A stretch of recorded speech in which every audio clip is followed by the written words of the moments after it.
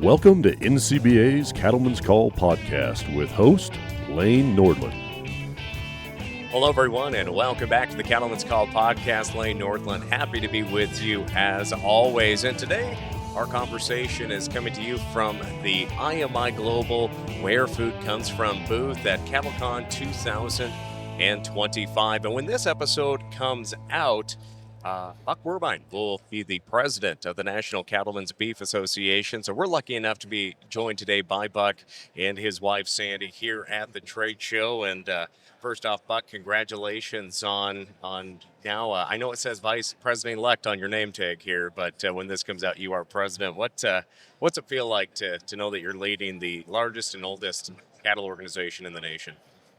Well, very pleased for the opportunity, and mostly I think what I feel is I'm humbled that all these great producers and members have chosen to allow me to fill this role, and so I'm really looking forward to it. And Sandy, what's your takeaway on his leadership position? How do you feel? I'm very impressed with him these days. Well, I'm looking forward to it. I'm proud of him. You're proud? Well, and that's what I'm looking forward to having you both join us here today. For our listeners and our viewers to get to know you both, because it's a family business. Livestock is a family business. Agriculture is a family business. And we all play an important role in it. But it comes down to family and friends that support each other and help us achieve our goals and our dreams. And so I'm excited Sandy was able to join us here for the podcast. Thank too. you. And Buck, let's just how did you get your start? Where did you grow up at, and what has led you to where you are now in Nebraska? We were in eastern Nebraska, just outside of Omaha, on a small farm with cattle, hogs, and chickens. Grew up around the bovine. My grandfather was a cattle feeder, and my other grandfather from Germany was a dairy farmer. So been around cattle all my life and always liked it. And we were not owners of our farms. We were always sharecroppers, and so we ended up moving into town. Sandy and I met in high school and got married too young and had children right away. And so we actually have 10 great-grandchildren now. So we're doing our part for the population. But did not get to stay on a farm. But I wanted to get back in the cattle business later, and we ended up moving to Texas to get that going. Yeah. So, Sandy, did you grow up on a farm or ranch too? City girl. City girl. Born and bred Nebraska, in Omaha. So how did you fall in love with this Well, cow guy? High school, Yeah. and he wore blue suede shoes. Really? Yeah. That's that kind. Copyright infringement here, probably. Man, are you wearing blue suede cowboy boots? Those are kind of in style now, those suede cowboy boots. Oh, they are? Uh-oh. Yeah. Yeah. No, I'm not, but, I'll be looking into that. Maybe you could get some and walk across the stage next year, CattleCon. Well, Nashville. and it worked for me the first time. Yeah. Yeah. Yeah. Oh. Well, I tell you what, I was not expecting blue suede shoes to get brought up here today. But let's just talk about your journey. Obviously, we all are here because we want to play a role in cattle production. And for so many, things work out. They can stay on a family place and continue on a legacy, or you need to create your own path. So let's talk about that path, going down to Texas and having a career in the feeding industry. Yes, largest cattle on feed numbers in the world and concentration, and moved to Amarillo. My father was down there and was in the feedlot deal and working in it. And so that was the reason to move there, and we knew somebody. And we were young enough in our married life to want to get off on our own a little bit and not get away from family, but kind of make it on our own. And so seemed like a good place to go, and ended up working very well. I went to work at Randall County Feedyard outside of Amarillo and grew up in the commercial cattle feeding there. It was a 65,000 head feedlot at that point. And so ended up getting, I didn't go to college, but I ended up getting an undergraduate master's degree at that feedlot. So worked out well. Do you have an MBA as well? The Master's in Beef Advocacy? Yeah, MBA. yeah, on the job training. Exactly. And Sandy, what was it like raising a family around the feedlots? It was exciting for the girls.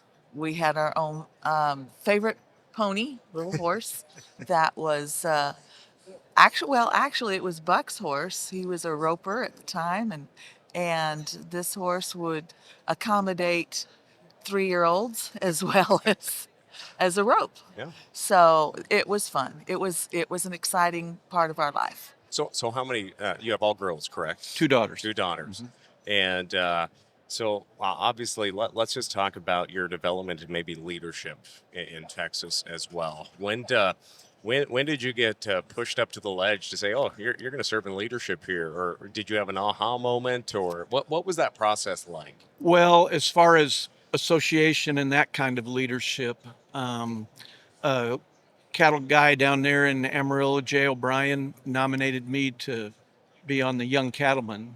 And that was, I'm going to say it's 1992, maybe it was 93, and encouraged me to do that.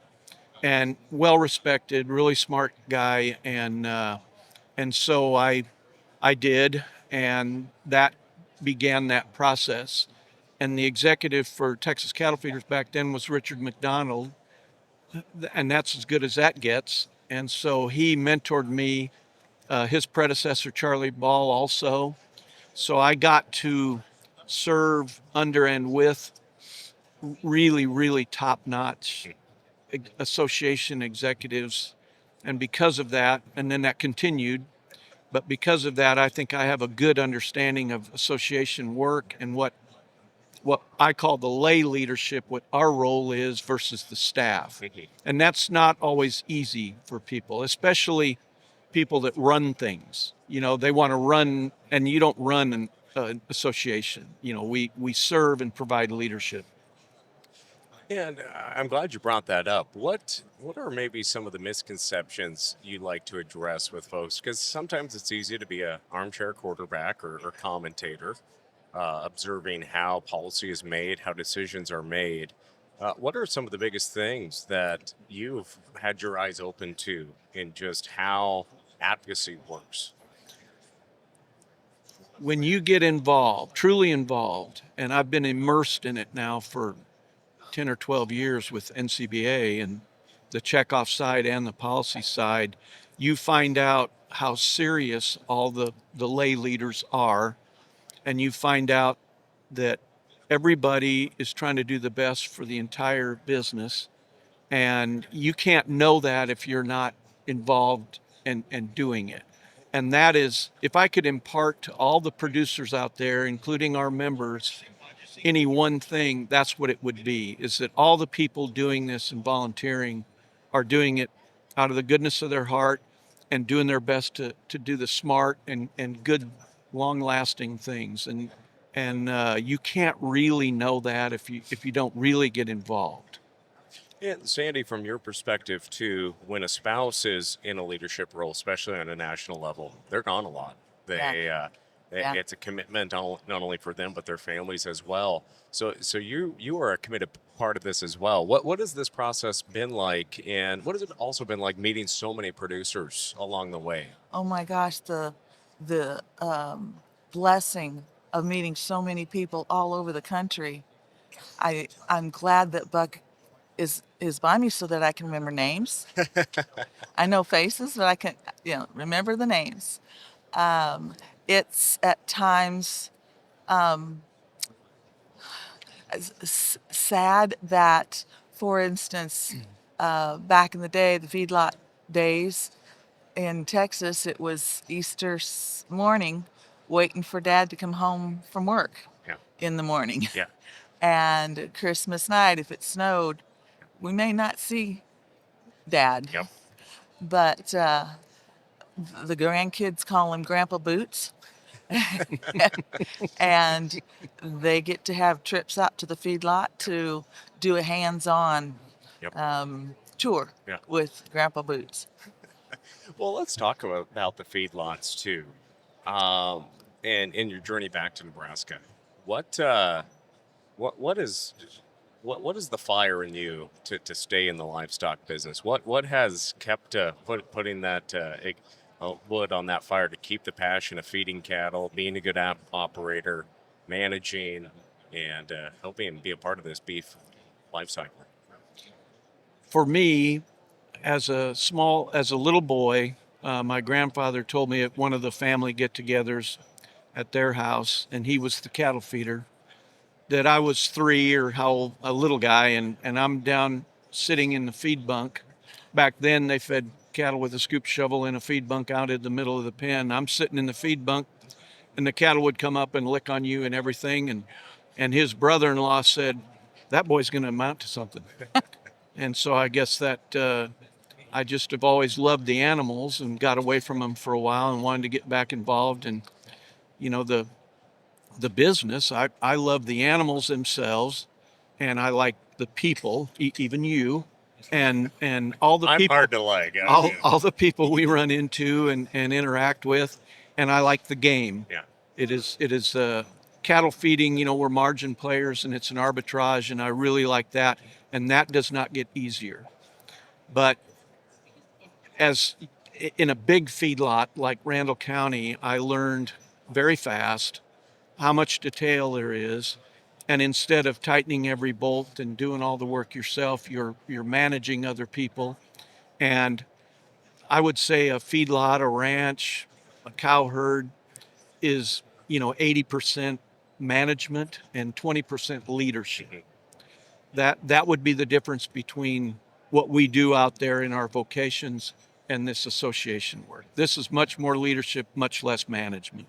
One of the first podcasts we ever recorded for Cattlemen's Call, Bill Rischel was a guest on it from Nebraska. And one of the key things that I still remember from that day is he goes, "I'm not tough enough to be in the feedlot business." Obviously, great Angus producer there as well. How does grit, determination, and having spreadsheets come into play in the feedlot business? Yeah, that's a good comment, and I love Bill Rischel, great guy. Learned a lot. He mentored me in leadership, I would say a lot, in spite of him being a Penn State grad. And so, yeah, you have to. Sandy mentioned being at the feedlot overnight on Christmas Eve and things like that, and blizzards and so forth. That's part of it, and everybody has to accept that.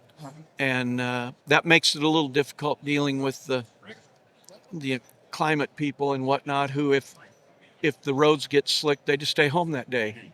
Well, we're out, we're in the middle of it, and we really don't get credit for that. So that's a little aside that has nothing to do with your question. But the grit is that you have to be willing to deal with all that. I said I love the cattle, but they'll make you hate your mother sometimes. I mean, they're difficult animals, and so you do have to love them, or you wouldn't tolerate it. And so between being out because of a blizzard, or it's too hot, it's too cold, and you're still out there taking care of them, you also then get into as you said, the spreadsheets and the detail and whatnot. I said I didn't go to college. I did take Introductory Accounting 101, 102, because I got tired of the auditors. I couldn't understand their language, so I just wanted to understand what a debit and a credit was, and so that plays into it too, and it all ties together. And if you really like it, then that just makes it more fascinating. Yep. So, Buck, as you come into the presidency, we are seeing record low U.S. cattle numbers. We are seeing record high prices. I mean, what coal cattle are hurting going through the rain? So obviously there are a lot of challenges just from the front end of things when it comes to drought, that cattle inventory. What is the plan for that next generation to come in, or folks trying to rebuild? But we also have challenges on that on the domestic front in terms of policies and regulations in Washington, D.C. So there's a lot out there, and we could spend 2 hours talking about all this. But what are you looking forward to the most in coming into the next year, being a voice for all sectors of the cattle business, and being an advocate? What are you looking forward to most, and some of the key things you're looking forward to working on? Yeah, good point. I'm glad you asked, because I don't know, it was 6 months ago thinking about this. I don't get excited about things till it's going to happen tomorrow. So I haven't spent a lot of time, but can't help but not think about it. And one of the things I thought was, well, golly, it looks like the prices will probably stay good. And, especially after President Trump got elected and whatnot. It's like, this might be kind of a dull year. And then instantly, New World screwworm falls from the sky, literally. And then some of the appointments by President Trump, I wasn't for all of them, I'm for a lot of them. And so you realize pretty quickly, and I realized pretty quickly that, there's not going to be anything dull about this. Yeah. There's still going to be things that are going on. And part of what we do is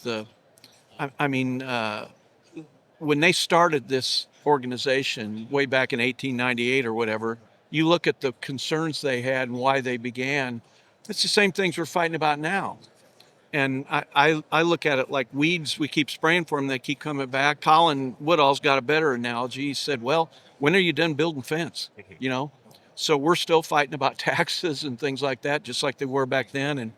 And so I think I probably look forward mostly to, in my travels, I said I like the people in this business and seeing the different operations in the different parts of the country. We all face different specific problems, and yet we're all doing the same thing essentially.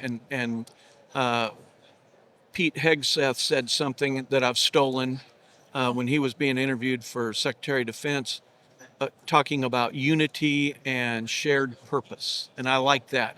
We're not always unified in this business, but we always have a shared purpose.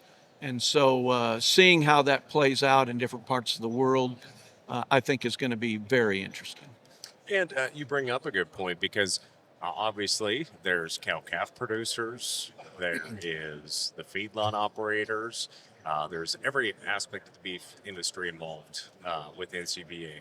What's your message to all those sectors about you understanding their role? Because somebody back home as a cow-calf producer, what's this feedlot guy know about my troubles?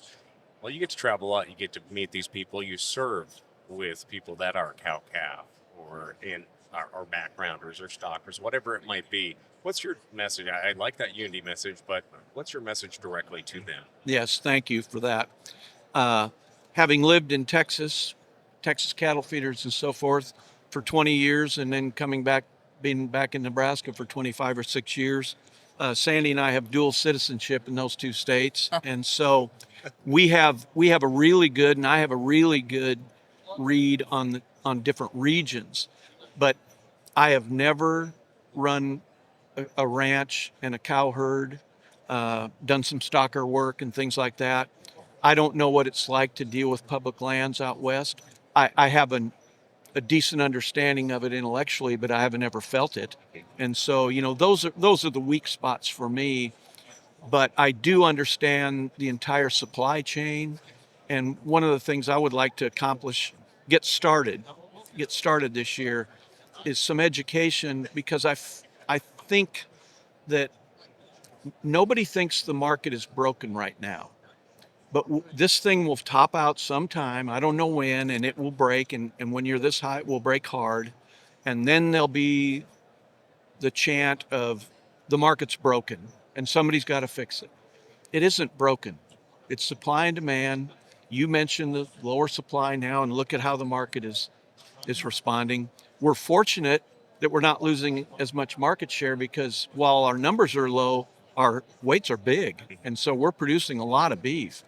And so I will want to, and when I'm out talking to different groups, I will want them to understand that even though I may not know what it's like to deal with what they're dealing with, I do have an understanding, and that the leadership at NCBA has their back and cares.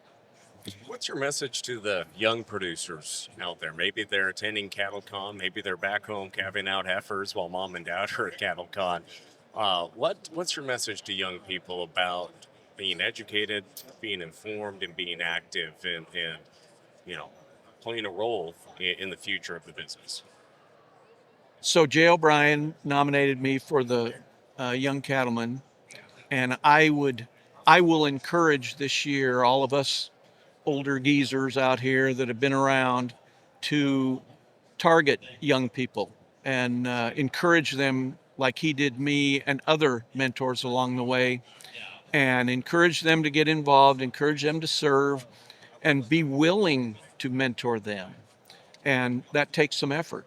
And from the young person's side, to target people out there that you respect, that are older than you, that have accomplished more than you have.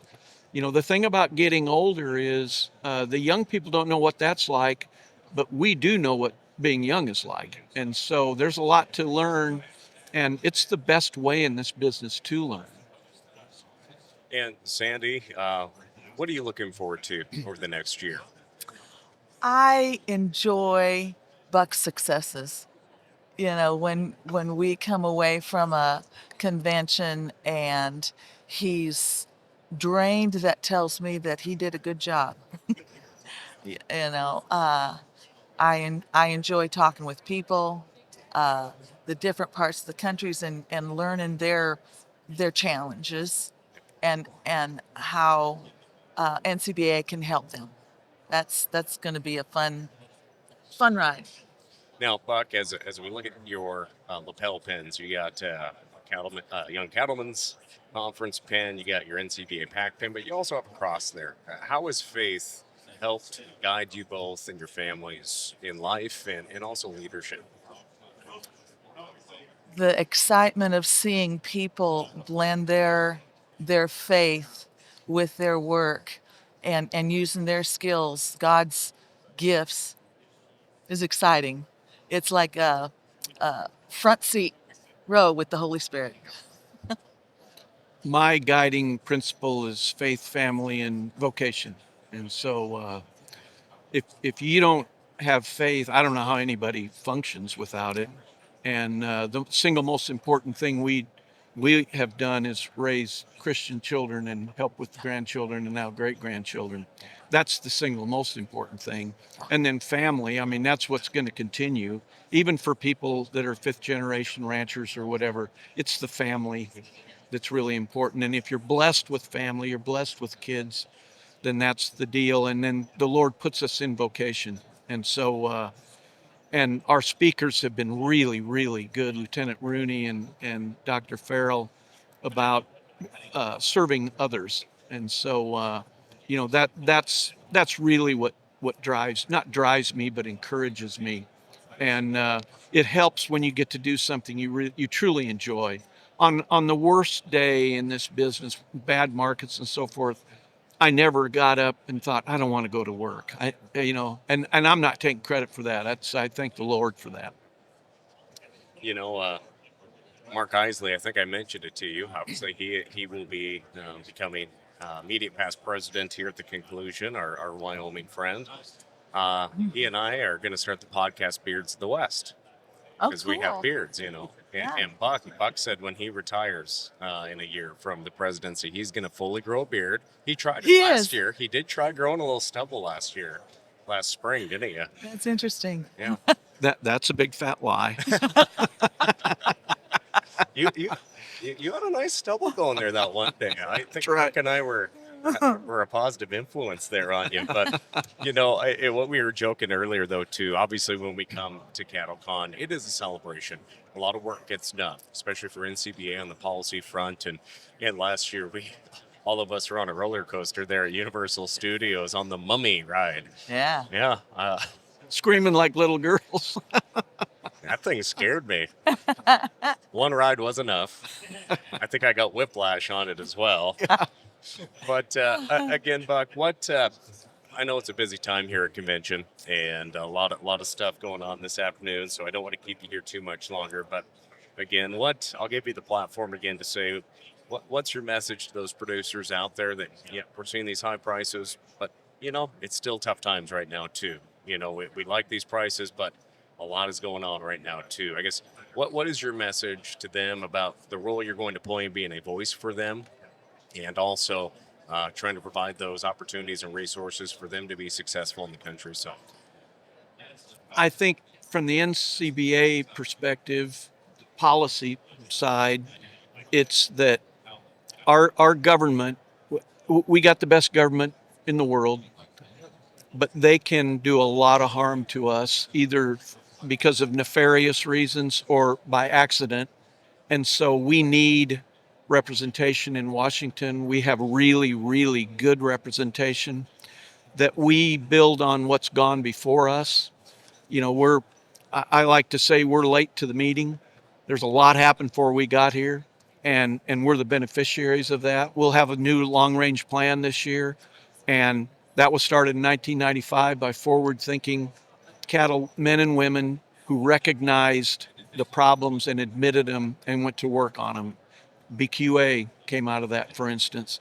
And so that is being done on behalf of every producer, member or not. And so NCBA has everybody's back and is working hard on it. You will not always agree with what we do. The officers don't always agree with what we're going to do. But it's grassroots. The members here will create policy. And I can tell you, being immersed in this for 10 years or more, nothing gets done that isn't in the policy book. Nobody's hunting on their own. And the checkoff side follows the long-range plan. They don't just go out there hully-gully, and so there's a lot of forethought by actual producers. We all say the world's run by those who show up, and we also know that in a lot of cases that's not the case at all. It's already decided, and whoever shows up just rubber stamps it. That is not how it works in this organization. It's actually, the work is done by the members, and then the board of directors, which are members, will codify that. Well, again, congratulations and good luck in the year ahead as president. And Sandy, I know you'll be by his side, so congratulations to the both of you. Thank you, Lane. Well, again, friends, a great conversation here today with Buck and Sandy Wehrbein. And just a reminder, this was just a quick glimpse in conversation with Buck. Of course, Cattleman to Cattleman has a great video feature of Buck's life and out there in Nebraska. Make sure and check that out as well. Just visit Cattleman to Cattleman on YouTube as well. Well, friends, that will do it for today's conversation here on the Cattleman's Call. Big thank you to our friends at IMI Global and Where Food Comes From for hosting us here in their trade show booth at CattleCon 2025. And if you've not done so yet, click subscribe to listen or watch the Cattleman's Call podcast. We appreciate you doing that and look forward to joining you here next time on the Cattleman's Call. I'm Lane Northland. We'll catch you next time. Thanks for tuning in to NCBA's Cattleman's Call podcast with Lane Nordland. For more information, visit ncba.org and make sure to subscribe to the podcast today.